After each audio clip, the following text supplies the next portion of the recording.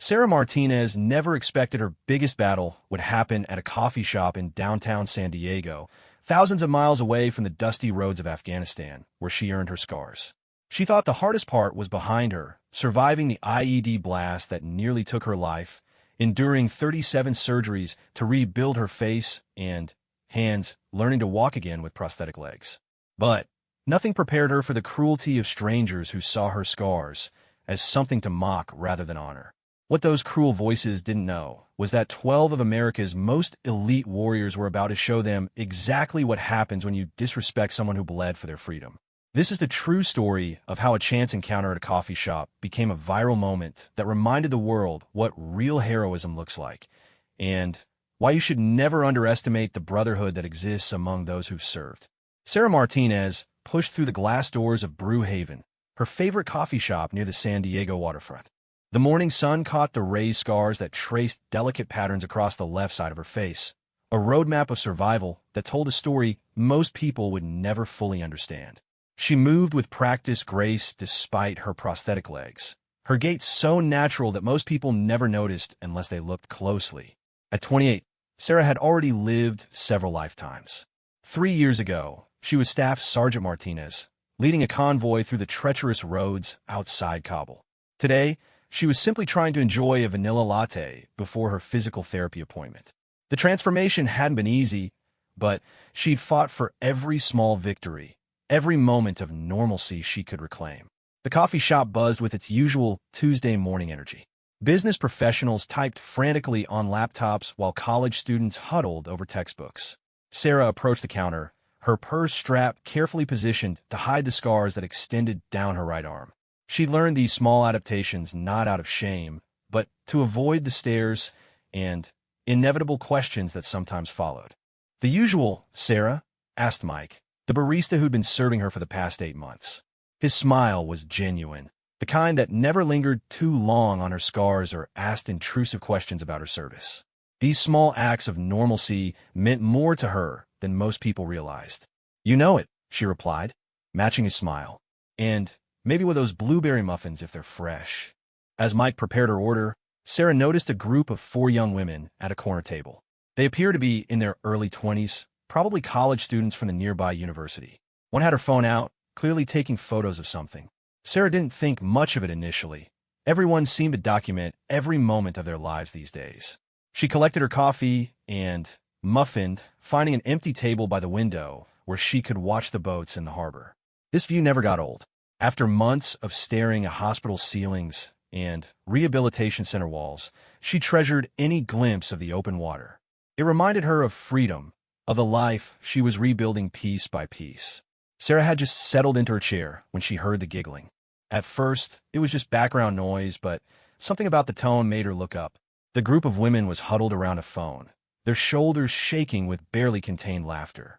One of them pointed in Sarah's direction, whispering something that made the others laugh even harder. Her stomach dropped. She'd experienced this before, but it never got easier. The rational part of her mind said to ignore them, to focus on her coffee and the peaceful harbor view. But the wounded part, the part that had fought so hard to feel normal again, felt the familiar sting of humiliation creeping up her spine. "Oh my God, did you see her face?" The voice carried across the coffee shop despite the speaker's attempt to whisper. "What happened to her?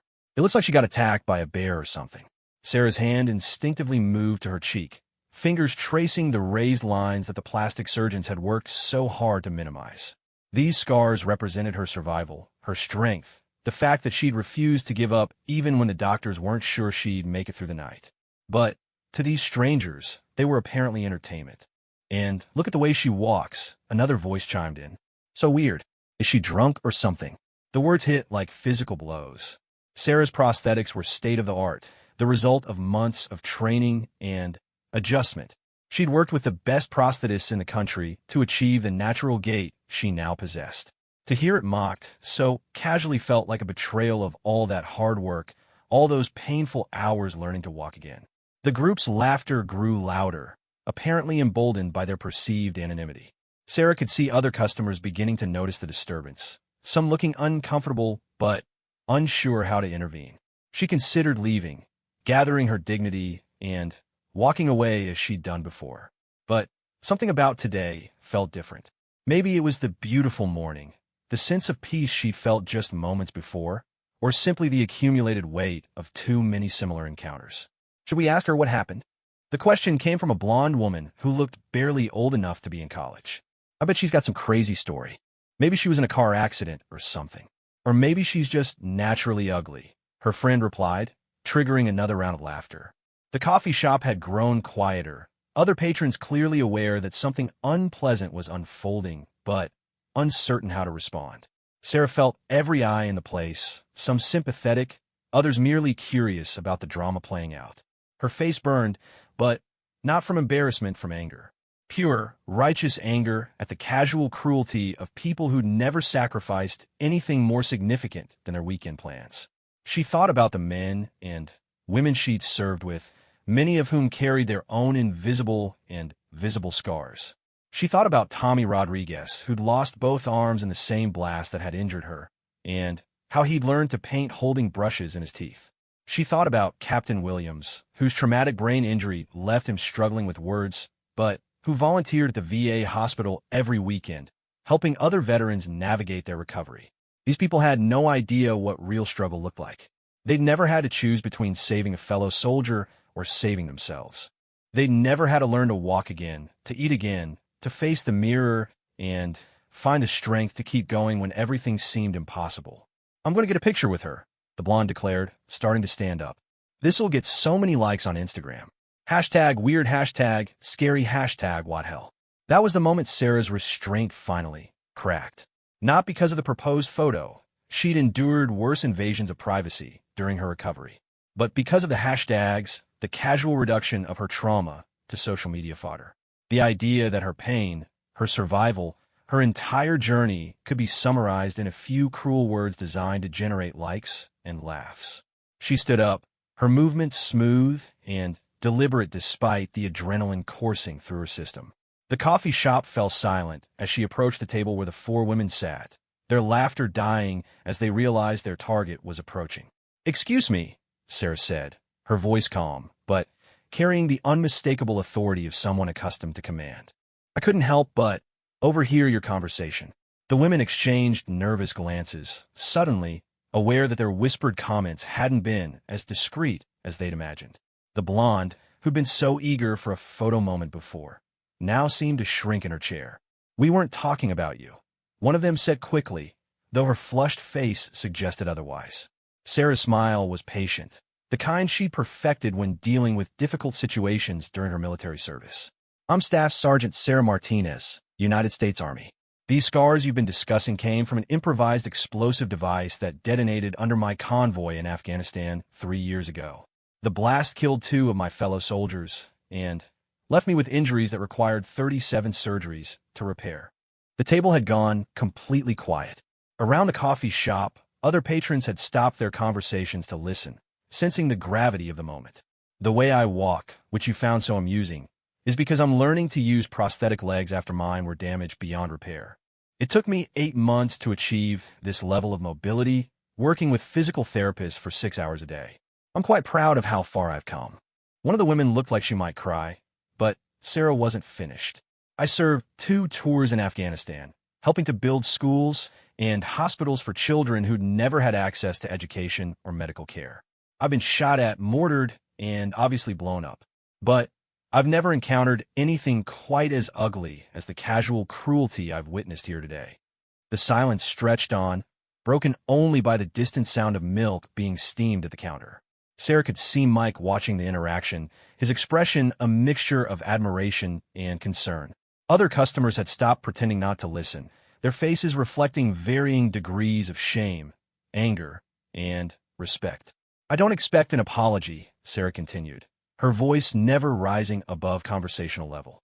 "Apologies are for people who understand the weight of their words and actions.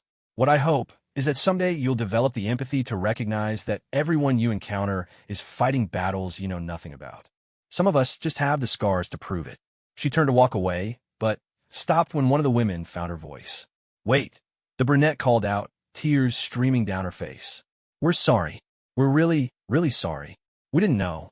Sarah looked back at the table, seeing genuine remorse in at least one face.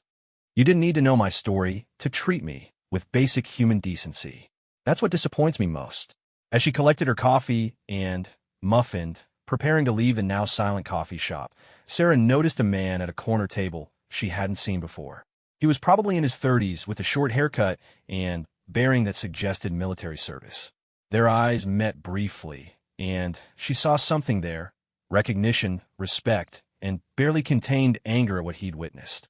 She didn't know it yet, but that man was Chief Petty Officer Marcus Thompson, a Navy SEAL who just finished his own physical therapy appointment at the nearby military medical facility.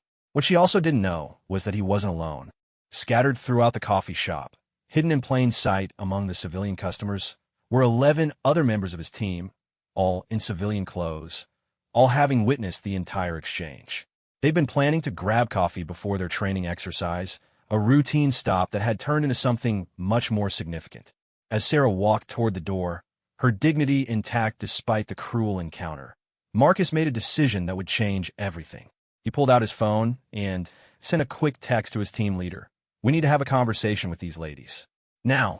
Sarah pushed through the glass doors and into the bright San Diego morning, unaware that behind her, 12 of America's most elite warriors were about to deliver a lesson in respect that the coffee shop would never forget. She walked toward her car, thinking about her upcoming physical therapy appointment and trying to shake off the lingering sting of the encounter. She'd dealt with worse, she told herself. Much worse. But as she drove away, she couldn't shake the feeling that something was different about today, that maybe this time, the story wouldn't end with her walking away in silence. Maybe, just maybe, someone had been listening who understood exactly what those scars represented and what they meant to everyone who'd ever worn a uniform. Behind her, in Brewhaven, 12 Navy SEALs were about to make sure she was right. Chief Petty Officer Marcus Thompson had seen enough combat to recognize courage when he witnessed it. What he just observed from Staff Sergeant Martinez wasn't just dignity under fire. It was the kind of grace under pressure that separated true warriors from everyone else. As he watched her leave the coffee shop with her head held high, his respect for her only deepened. But his anger at the 4 women who tormented her burned just as intensely. Marcus looked around the coffee shop, making eye contact with his teammates who'd been scattered throughout the establishment. They'd all witnessed the exchange, and he could see the same barely controlled fury reflected in their faces. These weren't just any servicemen. They were Navy SEALs, members of one of the most elite fighting forces in the world. They'd served multiple deployments, lost friends in combat, and carried their own invisible scars from years of warfare. To see a fellow veteran, especially one who'd clearly sacrificed so much, treated with such casual cruelty, was more than any of them could stomach. The 4 women at the corner table were still sitting in stunned silence, apparently processing what had just happened. The blonde who'd wanted to take a photo for Instagram looked particularly shaken, her phone lying forgotten on the table. The atmosphere in the coffee shop remained tense, with other customers whispering among themselves about the confrontation they'd witnessed. Marcus stood up slowly, his movement deliberate and controlled. At 6 feet 2 inches, with the kind of build that came from years of intensive training, he had a presence that commanded attention even in civilian clothes. As he approached the women's table, he noticed his teammates beginning to move as well, converging from different parts of the coffee shop. "Ladies," Marcus said, his voice calm but carrying an unmistakable edge of authority. "I think we need to have a conversation."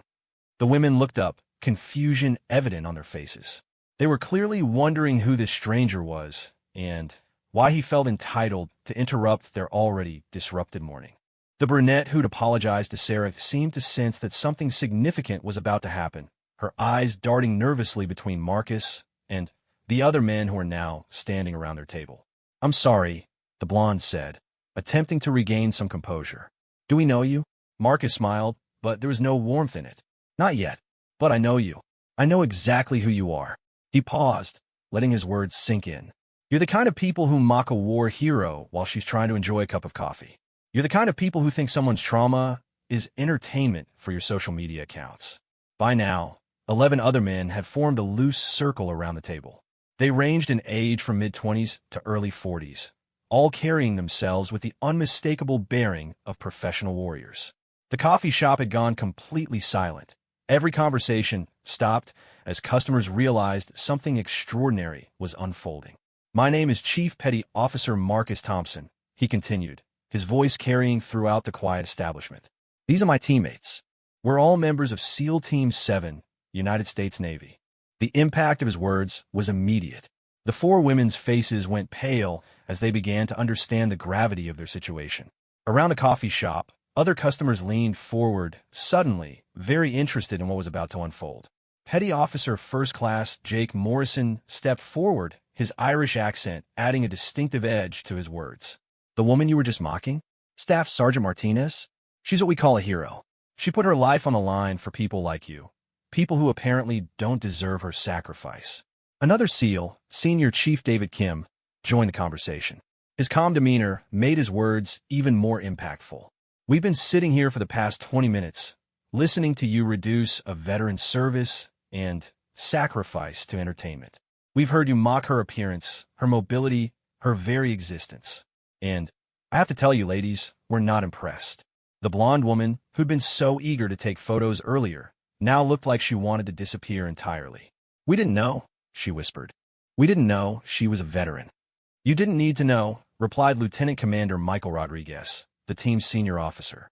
You needed basic human decency, which apparently wasn't included in your education. Petty Officer Second Class Tommy Chun, whose own father had lost a leg in Vietnam, stepped closer to the table. Do you know what an IED is? It's an improvised explosive device. Picture a bomb designed specifically to maim and kill American service members. When one goes off under your vehicle, it doesn't just create a little damage, it destroys everything in its path. The fact that Sergeant Martinez survived it all is a miracle. The fact that she can walk, talk, and function normally is a testament to her strength and determination. Master Chief Robert Bear Anderson, a 20-year veteran who'd served in Iraq and Afghanistan, folded his arms across his massive chest. My daughter is about your age, he said, looking directly at the brunette who'd offered an apology. If I ever found out she'd treated a veteran the way you treated Sergeant Martinez today, I'd be ashamed to call her my child. The emotional weight of his words hung in the air. Several other customers in the coffee shop were now openly watching the confrontation, some nodding in agreement with the SEAL's message. Petty Officer First Class Alex Williams, whose own brother had been killed by an IED in Iraq, couldn't keep the emotion out of his voice. You want to know what real ugly looks like? It's not scars on someone's face. It's the kind of soul that finds entertainment in someone else's pain. It's the kind of heart that sees a fellow human being struggling and decides to make that struggle worse. The four women were now in various states of distress. Two were crying openly, while the others sat in stunned silence. The atmosphere in the coffee shop had shifted from casual morning energy to something much more solemn and significant. Senior Chief Petty Officer James Doc Thompson, the team's medic who treated countless wounded warriors, knelt down beside the table to bring himself to eye level with the women. I want you to understand something, he said quietly. Every scar on Sergeant Martinez's face represents a moment when she chose to serve her country instead of staying safe at home. Every step she takes on those prosthetic legs is a victory over the people who try to kill her. She's not just a survivor. She's a warrior who earned her place among the finest Americans who've ever lived. Petty Officer Second Class Ryan O'Connor, whose own PTSD had been triggered by witnessing the cruel exchange, spoke with barely controlled emotion. We've all seen friends die. We've all been wounded, physically or mentally, in service to our country. What Sergeant Martinez survived would have broken most people. Instead, she's here, living her life, contributing to her community, being an example of strength for other wounded veterans. The SEAL who'd remained silent until now, Chief Petty Officer Samuel Brooks, finally spoke. His voice was quiet but carried the weight of absolute authority. Here's what's going to happen. You're going to think very carefully about the kind of people you want to be. You're going to consider whether the values you displayed here today are really the values you want to represent. And you're going to remember this conversation every time you're tempted to mock someone who looks different from you. Master Chief Anderson pulled out his phone and held it up. We can make this go viral. We could post your faces all over social media with the story of how you mocked a wounded veteran. We could make sure that everyone you know sees exactly what kind of people you really are. He paused, letting the threat sink in. But we're not going to do that. You know why? Because we're better than that. Because we understand concepts like honor and dignity that apparently escaped you. The blonde finally found her voice, though it came out as barely more than a whisper. What can we do? How can we make this right? Lieutenant Commander Rodriguez exchanged glances with his team members before responding. You can't make this right. The damage is done. But you can make sure it doesn't happen again. You can learn from this moment and become better people. You can treat the next veteran you encounter with the respect they've earned. You can remember that everyone you meet is fighting battles you know nothing about. Petty Officer Morrison stepped forward. More importantly, you can educate yourselves. Learn about what our service members go through. Volunteer at a VA hospital. Support veteran organizations. Turn your ignorance into action that actually helps people instead of hurting them. Senior Chief Kim nodded in agreement. There are wounded veterans all over this country struggling with injuries you can see and many more you can't. They're dealing with PTSD, traumatic brain injuries, missing limbs, and dozens of other conditions. They need support, not mockery. They need understanding, not cruelty. The coffee shop remained silent, except for the quiet sobbing from two of the women. Other customers watched with a mixture of admiration for the SEAL's controlled response and disgust at the behavior that had prompted it. Chief Thompson looked at each of the women in turn. We're going to leave now. We're going to go about our business and try to forget this unfortunate encounter.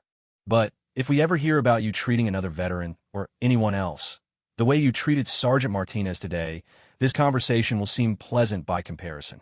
As the SEALs began to move away from the table, Master Chief Anderson stopped and looked back. One more thing. Sergeant Martinez doesn't know we were here. She doesn't know we witnessed what happened. She walked out of here thinking she was alone, thinking nobody understood what those scars represent. That breaks my heart more than your cruelty does, because warriors like her should never have to face battles like this alone. The 12 SEALs walked toward the exit, their message delivered with the kind of precision and overwhelming force that characterized everything they did. As they reached the door, Chief Thompson turned back one final time. The next time you see someone with scars, or someone who walks differently, or someone who looks like they've been through hell and back, remember this moment. Remember that you're probably looking at someone stronger and braver than you'll ever be. And remember that somewhere there are people like us watching, people who understand exactly what those scars mean and what they're worth. With that, the SEALs filed out of the coffee shop, leaving behind a silence that seemed to stretch on forever.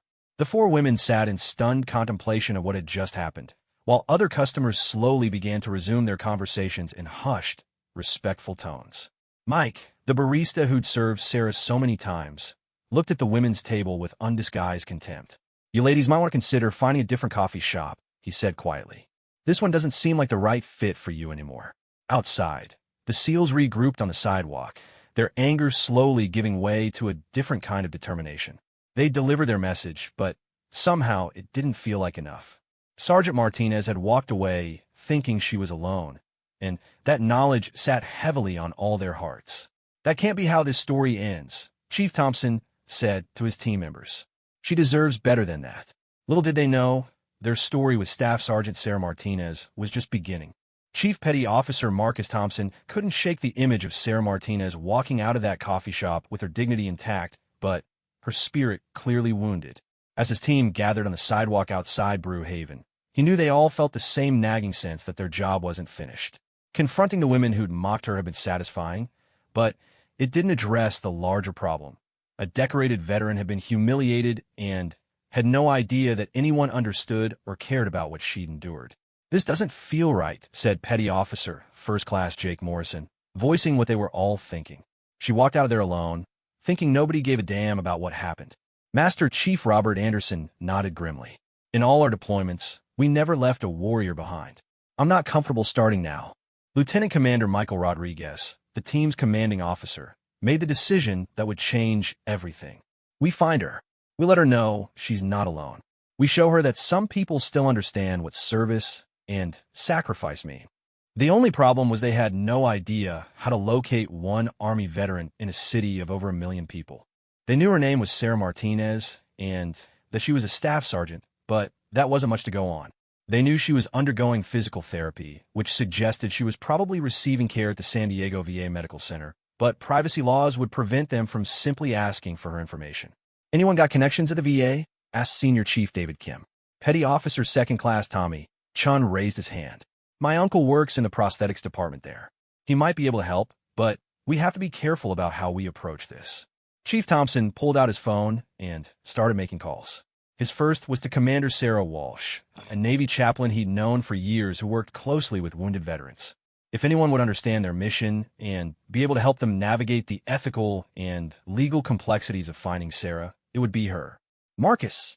Commander Walsh answered on the second ring. What can I do for you? Thompson quickly explained the situation, carefully avoiding any details that might identify Sarah or compromise her privacy. Walsh listened intently, her years of experience with veteran affairs making her immediately understand the significance of what the SEALs were trying to accomplish. You're talking about reconnecting a wounded veteran with her support network, Walsh said thoughtfully. That's part of my job description. Give me a few hours to make some calls. I'll see what I can do through proper channels. While they waited for Walsh to work her contacts, the SEALs decided to return to their base and research everything they could about veteran support organizations in the San Diego area.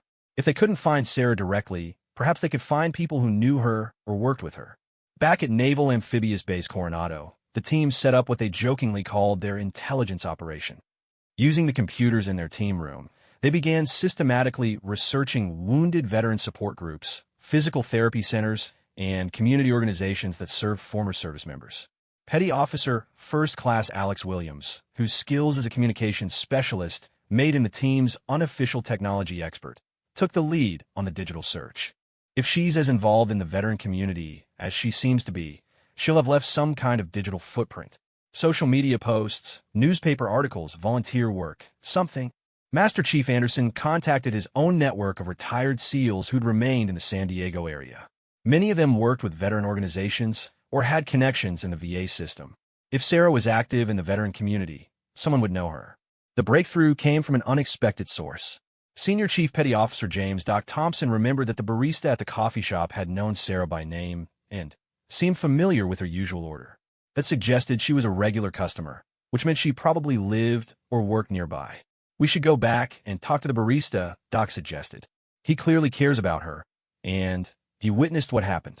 He might be willing to help us get a message to her. The team returned to Brew Haven that afternoon, finding Mike behind the counter during the slower post-lunch period. The coffee shop felt different now. The earlier tension had dissipated, but there was still an undercurrent of awareness about what had transpired that morning. Mike recognized them immediately, his expression shifting from wariness to respect as they approached the counter. "You're the guys from this morning," he said. "The Navy guys." "SEALs," Chief Thompson corrected gently. "We were wondering if we could talk to you about Sarah." "Sarah Martinez." Mike's protective instincts immediately kicked in. "I'm not going to give you her personal information, if that's what you're asking. She's been through enough. We don't want to invade her privacy," Lieutenant Commander Rodriguez assured him. "We want to help her.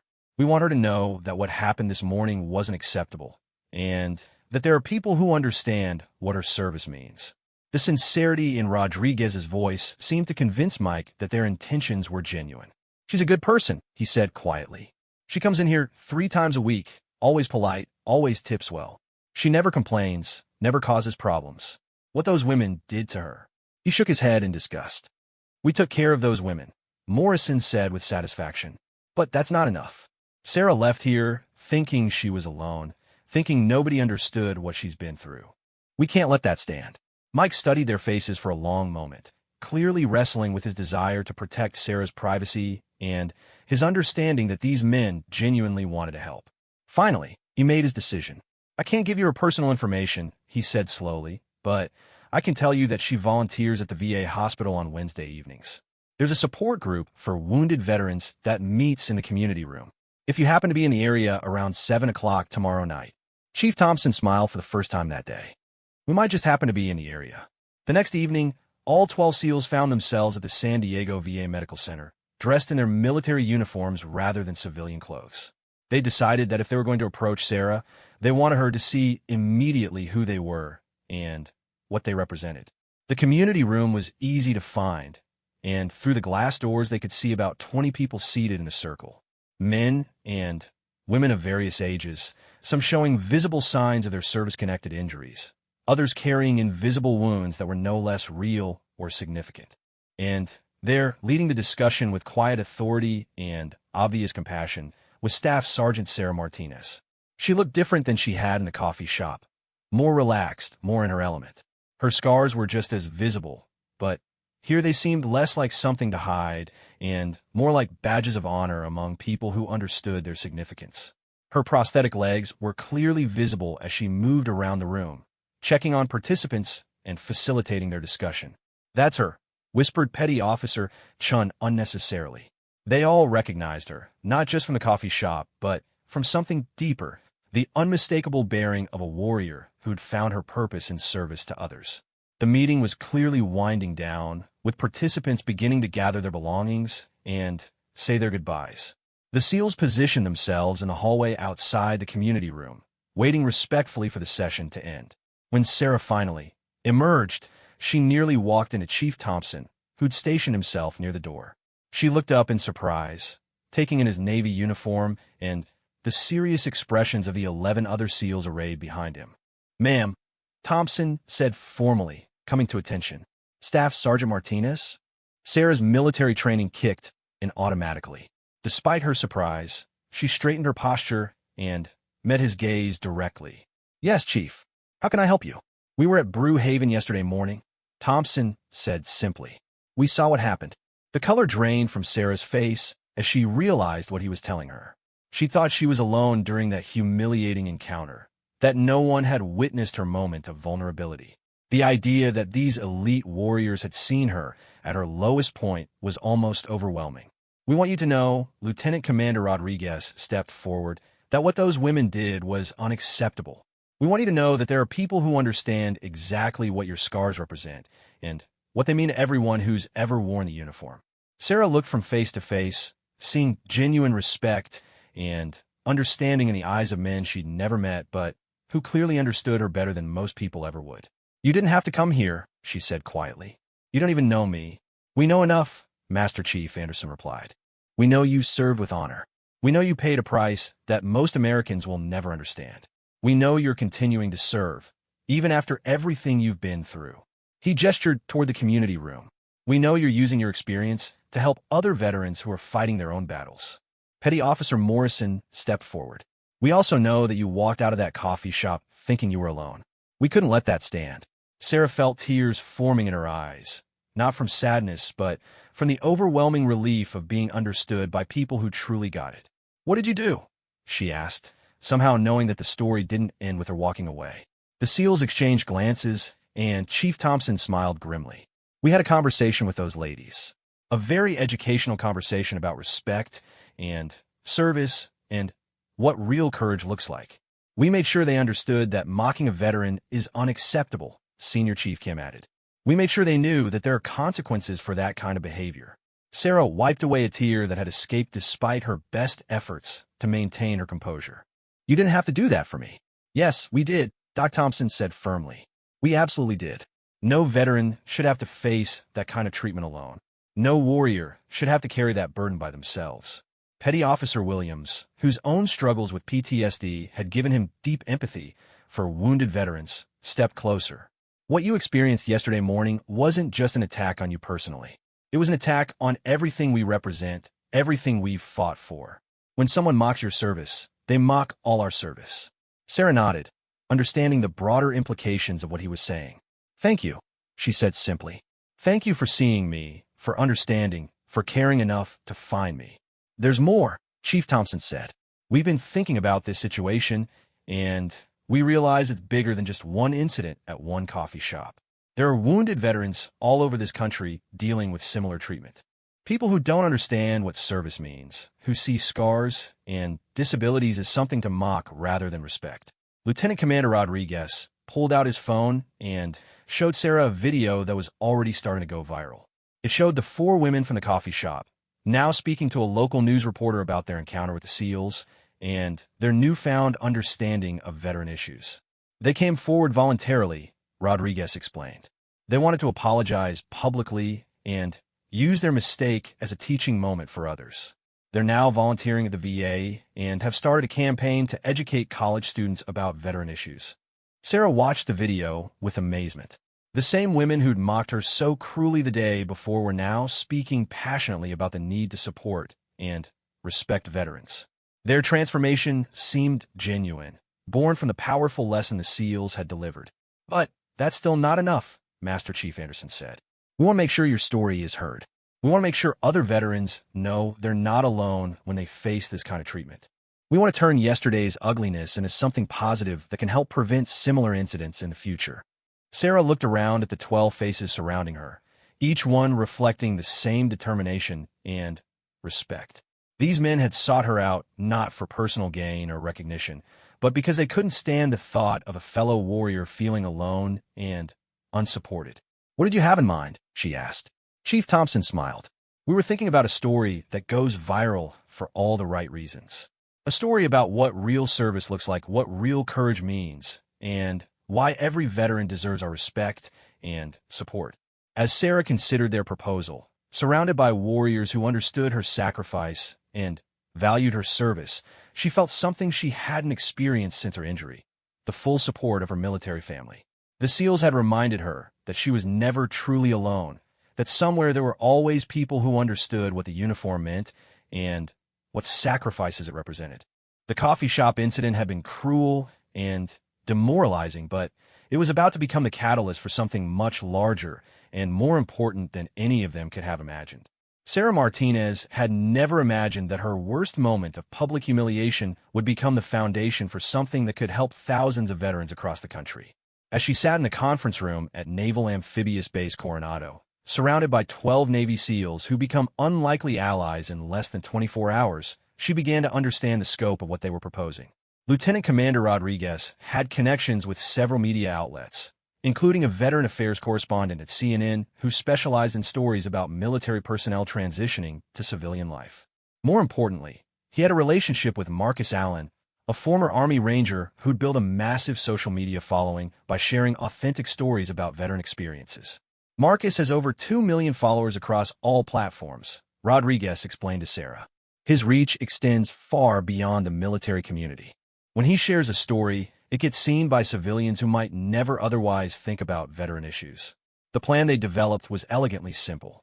Rather than focusing on the cruelty Sarah had experienced, they would highlight the intervention of the SEALs and use it as a launching point to discuss broader issues facing wounded veterans.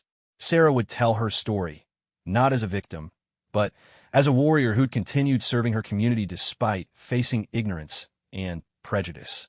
"We want to flip the narrative," explained Chief Thompson. "Instead of this being a story about someone getting mocked, it becomes a story about how the veteran community supports each other and refuses to let anyone face challenges alone." Sarah appreciated the approach, but she also understood the potential risks. Going public with her story meant opening herself up to scrutiny from thousands of strangers. Her scars, her injuries, her entire journey would become public property, subject to comments and opinions from people who might not understand or appreciate her experience. "I've seen what happens when veterans' stories go viral," she told them honestly. "For every supportive comment, there are usually 10 cruel ones. For every person who understands, there are dozens who see us as broken or damaged or somehow less than we were before." Master Chief Anderson, whose own daughter had struggled with online bullying, nodded in understanding. "That's exactly why we want to control the narrative from the beginning. We don't just tell your story and hope for the best. We create a framework that makes it clear what kinds of responses are acceptable and what kinds aren't." Petty Officer Morrison, whose Irish accent became more pronounced when he was passionate about something, leaned forward in his chair. "Here's what most people don't understand about social media. The first few comments set the tone for everything that follows. If we can get our community, the veteran community, to respond first with respect and support, it creates an environment where the trolls and cruel comments get drowned out by positivity." Senior Chief Kim, who'd been quietly working on his laptop throughout the discussion, turned his screen around to show Sarah what he'd been creating.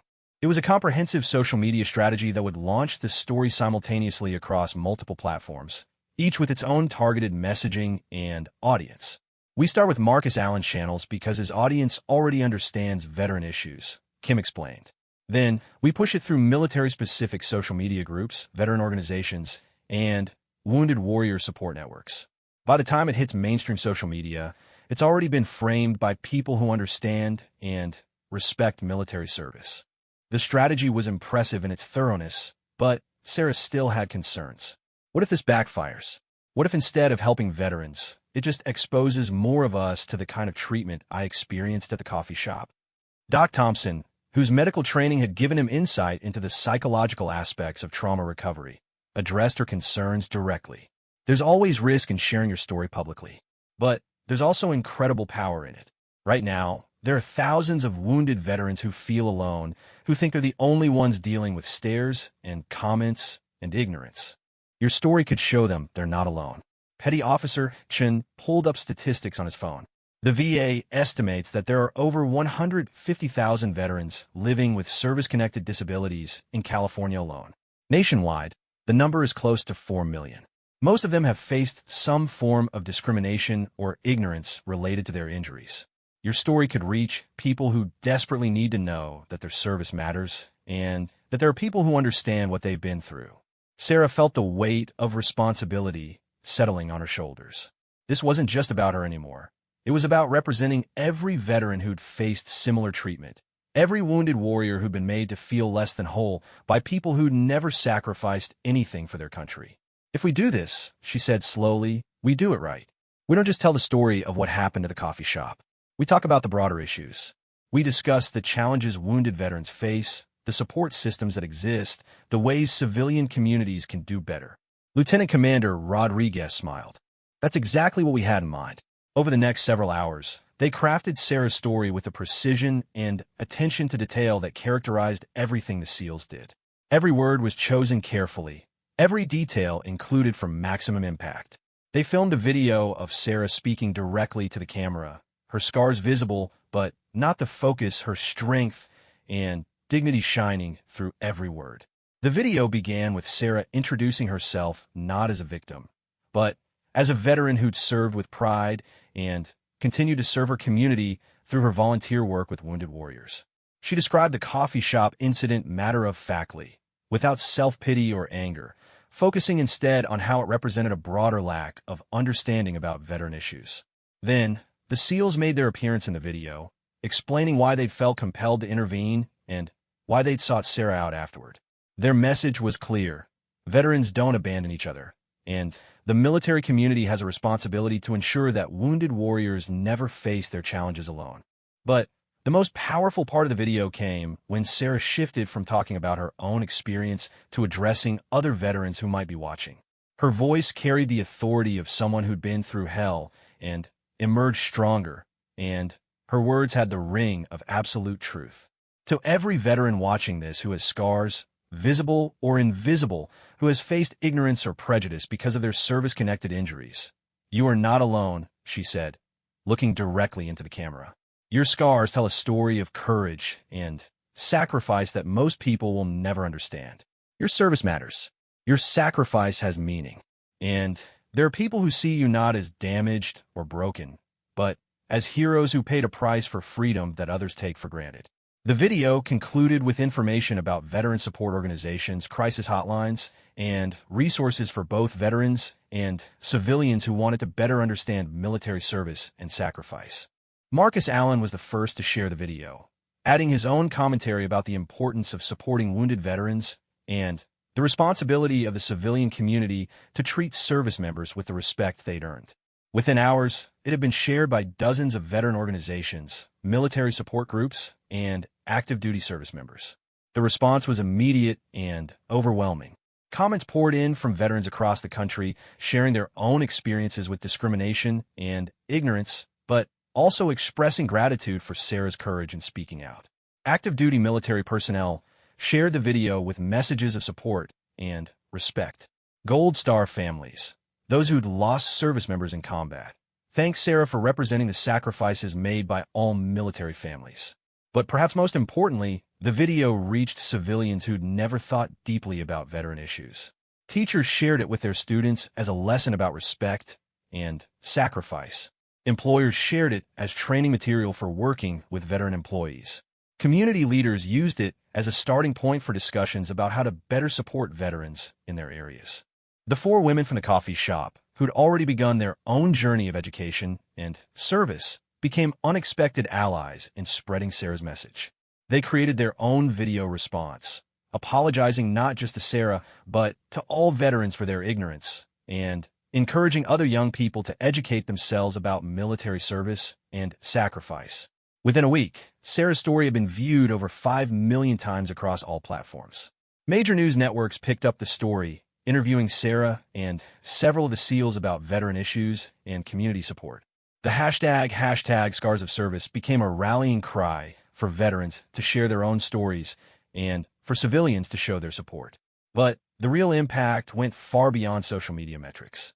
Veteran organizations reported significant increases in volunteer applications from civilians who wanted to help. Colleges across the country implemented new programs to educate students about veteran issues. Employers reached out to veteran placement agencies looking for qualified candidates. Most importantly, the VA reported a notable increase in veterans reaching out for support services, many specifically mentioning Sarah's video as the catalyst for seeking help. The message that they weren't alone, that their service mattered, and that there were people who understood their struggles had resonated with thousands of wounded warriors who'd been suffering in silence. Sarah found herself thrust into a role she'd never expected, a spokesperson for wounded veterans and an advocate for better understanding between the military and civilian communities. Interview requests poured in from around the country. Speaking engagements were offered at colleges and community events, and veteran organizations invited her to join their leadership teams. The 12 SEALs who'd started this journey by defending her honor found themselves with a new mission as well. They began speaking at schools and community events about military service, veteran issues, and the importance of treating all veterans with the respect they'd earned. Their message was simple but powerful. Service members sacrifice for the freedom of people they'll never meet, and the least those people can do is treat veterans with dignity and respect. But perhaps the most meaningful response came from an unexpected source. 3 weeks after the video went viral, Sarah received a handwritten letter at the VA hospital where she volunteered. The return address showed it was from a small town in Iowa, and the name was unfamiliar to her. Inside was a letter from a 17-year-old high school senior who'd seen Sarah's video and been inspired to write. The young woman, whose older brother had been killed in Afghanistan 2 years earlier, thanked Sarah for helping her understand that her brother's sacrifice had meaning and that his service would not be forgotten. "I used to be angry," the girl wrote. "Angry at the army, angry at the war, angry at everyone who came home while my brother didn't. But your video helped me understand that being angry at veterans isn't the answer. My brothers serve alongside people like you, people who cared about something bigger than themselves. Thank you for helping me remember that his service was honorable, even though it cost him everything." Sarah read the letter through tears, understanding for the first time the full impact of what the SEALs had set in motion with their refusal to let her face her challenges alone. What had started as a cruel encounter at a coffee shop had become something much larger, a movement to ensure that every veteran knew their service mattered, and that they would never have to face their battles alone. The story was far from over, but already it had accomplished something remarkable. It had reminded America that behind every uniform, behind every scar, behind every struggle with reintegration into civilian life, was a human being who'd chosen service over safety, sacrifice over comfort, and duty over personal desires. And it had shown that sometimes the most powerful response to cruelty and ignorance is simply refusing to let someone face it alone. 1 year after the incident at Brewhaven, Sarah Martinez stood before a packed auditorium at the University of California, San Diego, preparing to deliver the keynote address at their annual Veterans Day ceremony. The transformation in her life had been remarkable, not because her scars had faded or her prosthetic legs had become less noticeable, but because she'd found a platform that allowed her service to continue in ways she'd never imagined possible. The audience of over 2,000 students, faculty, and community members represented exactly the kind of civilian military bridge that had emerged from her story. What had begun as a moment of cruel mockery had evolved into a national conversation about respect, service, and the true meaning of heroism. In the front row sat 12 Navy SEALs, still in uniform, still committed to the mission they'd adopted that day outside the coffee shop. Their intervention had not only changed Sarah's life, it had changed their own understanding of what service meant beyond combat operations. 12 months ago, Sarah began, her voice carrying clearly through the auditorium, I thought I understood what courage looked like. I thought courage was charging through enemy fire to evacuate wounded soldiers. I thought courage was surviving an IED blast and learning to walk again. I thought courage was facing each day with visible reminders of trauma that most people would never understand. She paused, looking out at the sea of faces before her, many of them young college students who'd never considered what military service truly entailed. But I learned something important that day in a coffee shop here in San Diego. I learned that sometimes the greatest courage comes not from the person facing adversity, but from the people who refuse to let them face it alone. The story of what had happened that morning had become legendary, not just in military circles, but throughout the broader community. The 12 SEALs intervention had been documented, analyzed, and celebrated as an example of the military's commitment to leaving no one behind, even in civilian situations. Chief Petty Officer Marcus Thompson, who'd been promoted to senior chief in recognition of his leadership both in combat operations and community outreach, reflected on how much had changed since that morning. The video of Sarah's story had now been viewed over 50 million times worldwide, translated into dozens of languages, and used in military training programs to illustrate the importance of veteran support networks. But the numbers, impressive as they were, didn't capture the real impact of what had started as a simple refusal to let injustice go unanswered. The changes had been profound and far-reaching, touching lives and communities in ways none of them had anticipated. The most immediate change had been in San Diego itself. The city had implemented a comprehensive veteran awareness program in all public schools, ensuring that every student learned about military service and sacrifice. Local businesses had partnered with veteran organizations to create employment programs specifically designed for wounded warriors.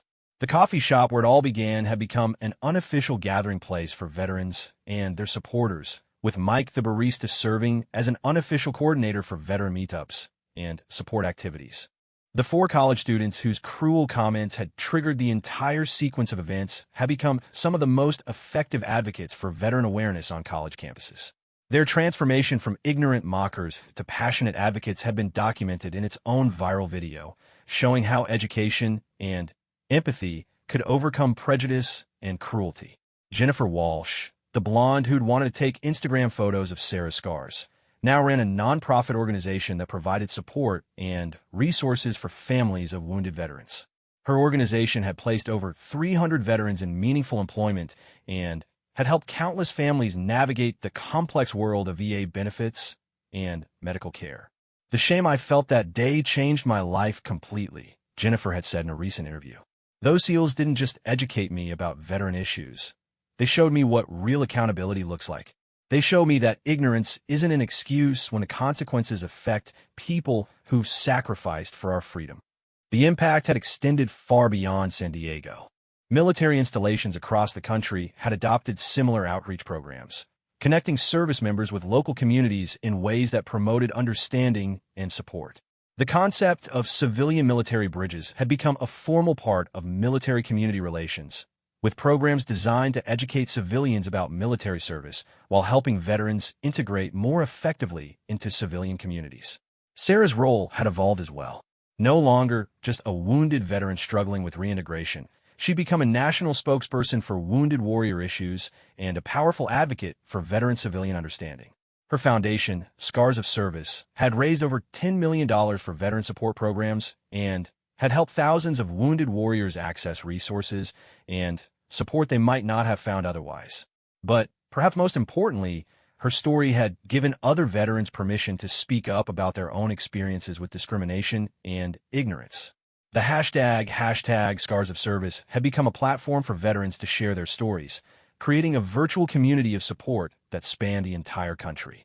Master Chief Robert Anderson, whose own daughter had been inspired by Sarah's story to pursue a career in veteran affairs, often spoke about the broader lessons of that day. We learned that intervention doesn't end with combat operations, he would tell audiences. Every day, veterans face battles that civilians don't understand or even recognize. Our responsibility as a military community is to ensure that no warrior faces those battles alone. The SEALs themselves have become inadvertent celebrities, featured in documentaries and speaking at events across the country. But they remained focused on the mission that had started it all, ensuring that veterans receive the respect and support they'd earned through their service. Petty Officer First Class Jake Morrison had left active duty to start a consulting firm that helped businesses create veteran-friendly work environments. His Irish accent had become familiar to HR directors and business leaders across the country as he explained how military skills translated to civilian success and why hiring veterans was both a moral imperative and a smart business decision. Senior Chief David Kim had developed training programs for law enforcement agencies, helping police officers better understand and interact with veterans who might be struggling with PTSD or other service-connected issues. His work had been credited with reducing veteran arrests and improving outcomes for former service members who found themselves in crisis situations. Doc Thompson had returned to school to become a licensed counselor specializing in veteran affairs. His combination of medical training, military experience, and deep empathy had made him one of the most sought-after therapists for wounded warriors in Southern California. The ripple effects continued to expand. Medical schools had begun incorporating veteran health issues into their curricula, ensuring that future doctors understood the unique challenges faced by former service members. Law schools had developed programs focusing on veteran legal issues, from disability claims to employment discrimination. Corporate America had responded as well. Major companies had created veteran hiring initiatives that went beyond simple recruitment to include mentorship programs, support networks, and career development opportunities specifically designed for former military personnel. But the most meaningful changes had occurred at the individual level. Thousands of civilians who'd seen Sarah's story had reached out to veteran organizations as volunteers. Students had chosen career paths in veteran affairs. Teachers had incorporated military history and veteran issues into their lesson plans. In her speech that Veterans Day, Sarah reflected on the journey that had brought her to this moment. That morning in the coffee shop, I thought my story was about surviving an IED blast in Afghanistan. I thought it was about learning to walk again, about rebuilding my life after devastating injuries. But I was wrong. She looked directly at the SEALs in the front row, men who'd become not just allies, but genuine friends in the years since their first meeting. My story was about what happens when good people refuse to let evil go unchallenged. It was about what happens when warriors extend their protective mission beyond the battlefield to ensure that no one in their community faces cruelty alone. The audience rose in spontaneous applause, but Sarah wasn't finished. Every person in this auditorium has the power to make the same choice those 12 SEALs made that day. You can choose to speak up when you witness injustice. You can choose to educate yourself about the sacrifices made by service members. You can choose to ensure that the veterans in your community know their service matters and that they're not alone. Chief Thompson, watching from the front row, felt a deep sense of satisfaction about the decision they'd made that day outside the coffee shop. They'd had no idea that their refusal to let Sarah face humiliation alone would spark a national movement, but they'd known instinctively that it was the right thing to do. The military's core values, honor, courage, commitment, didn't end when the uniform came off. They extended to every interaction, every opportunity to stand up for what was right, every chance to ensure that those who'd served were treated with the dignity they'd earned. As Sarah concluded her speech, she shared one final statistic that had become her favorite measure of their success. In the years since her story went viral, calls to veteran crisis hotlines had increased by 37%. But even more significantly, successful interventions by crisis counselors had increased by over 50%. That means, Sarah explained, that not only are more veterans reaching out for help when they need it, but they're getting the help they need more effectively. They're not giving up. They're not facing their darkest moments alone. They're remembering that their service mattered, that their sacrifices have meaning, and that there are people who understand what they've been through. The applause that followed was thunderous, but it was the sight of the 12 SEALs rising to their feet in perfect unison, rendering a crisp military salute to their fellow warrior, that brought tears to Sarah's eyes.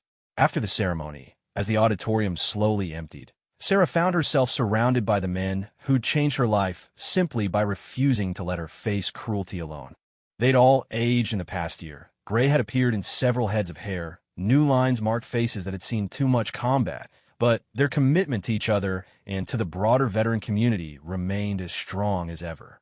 Any regrets about getting involved that day?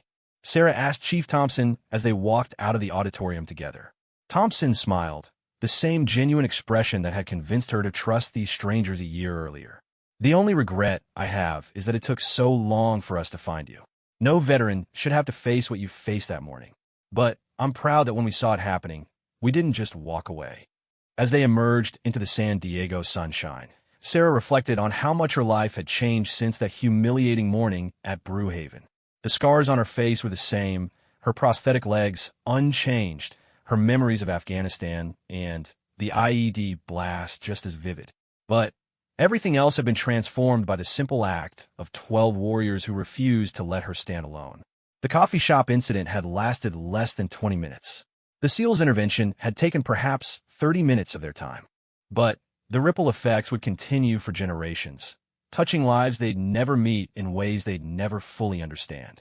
Sarah Martinez had learned that sometimes the most important battles are fought not with weapons or tactics, but with simple human decency and the unwavering commitment to ensure that those who've served their country never have to face their challenges alone. And she learned that true warriors understand that their mission extends far beyond any battlefield, encompassing every opportunity to stand up for what's right and protect those who need protection. The story that began with cruelty at a coffee shop had become a testament to the power of intervention, the importance of community, and the enduring strength of the military family that never leaves anyone behind. It had reminded America that behind every uniform, every scar, every story of service and sacrifice was a human being deserving of respect, support, and the knowledge that their service would never be forgotten. Most importantly, it had shown that sometimes the greatest victories come not from defeating enemies, but from refusing to let good people face their battles alone.